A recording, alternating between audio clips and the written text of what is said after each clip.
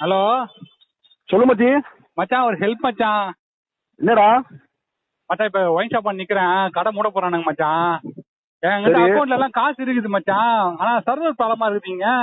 ஒரு 150 ரூபா போட்டு விடான். சரியா, அந்த மாதிரி நான் உனக்கு திருப்பி அனுப்பிச்சிடுறேன் மச்சான்.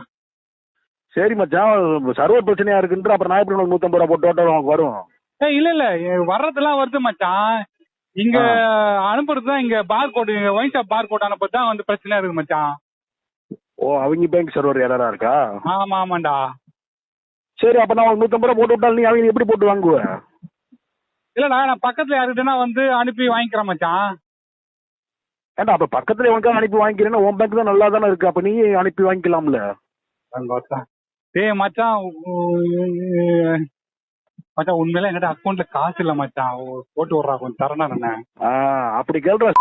ஏன்டா கேட்கறது பிச்சை, இதுல காசு இல்லைன்னு சொல்றதுக்கு ஒரு கௌரவ குறைச்சலா இருக்கும். ஏய் சரி மச்சான், தப்புதான் மச்சான், போட்டு விடு மச்சான், ப்ளீஸ்டா டேய். இது முன்னாடியே கேட்டிருக்கணும்ல. சரிடா சரிடா, அனுப்பிச்சு விடுறா டேய். சரிதான், ஆனா என்ன சரி, என் அக்கௌண்ட்லயே 12 ரூபா தானே இருக்கு. டேய் அட அட மொத்தா டேய், மொத்தா வைடா போன.